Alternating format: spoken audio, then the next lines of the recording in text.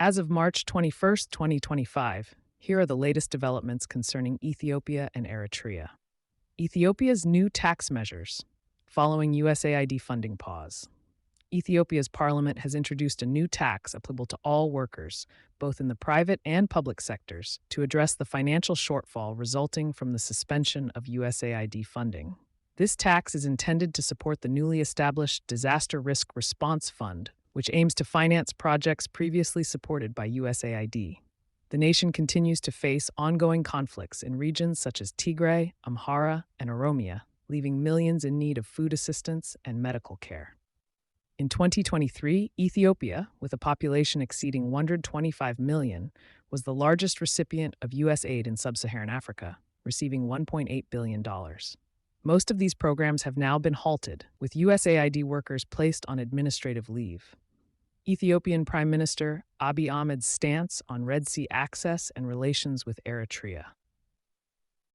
On March 20th, 2025, Ethiopian Prime Minister Abiy Ahmed stated that Ethiopia would not engage in conflict with Eritrea over access to the Red Sea. Despite regional concerns about potential warfare, Abiy emphasized the government's commitment to resolving the issue peacefully through dialogue. Tensions had escalated following Eritrea's nationwide military mobilization and Ethiopia's troop deployments near the border. A renewed conflict could jeopardize the historic 2019 reconciliation between the two nations and worsen existing regional humanitarian crises. Relations deteriorated in November 2022 when Eritrea was excluded from peace talks that ended the war between Ethiopia's central government and the Tigray People's Liberation Front, TPLF, a conflict that resulted in significant casualties. Internal power struggle in Tigray and regional implications. A recent internal power struggle within the TPLF has led to a faction seizing control of parts of Mekelle, the regional capital, and the city of Adigrat. Experts warn that this situation could trigger renewed conflict between Addis Ababa and Tigray, potentially drawing Eritrea into a broader regional war. The previous civil war in Ethiopia, 20 to 2022, was devastating, with approximately 600,000 casualties. Tensions have risen since then, with reports of troop buildups along the border. Officials and analysts fear that Ethiopian federal intervention in Tigray could provoke Eritrean involvement, further destabilizing the region and impacting Red Sea security.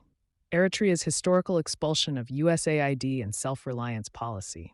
In 2005, Eritrea expelled USAID and ceased most Western donor support, anticipating current trends of reduced foreign aid across Africa. President Isaias Afewerki's emphasis on self-reliance contrasts with the challenges faced by aid-dependent African nations amid funding cuts. These reductions have led to severe humanitarian impacts, especially in healthcare and food security. Countries like Sierra Leone, Kenya, and those in conflict zones have experienced significant setbacks, including layoffs of health professionals and shortages of essential supplies. Conversely, some African leaders see potential benefits in reduced aid dependency, advocating for increased investment, trade, and regional cooperation to strengthen their economies.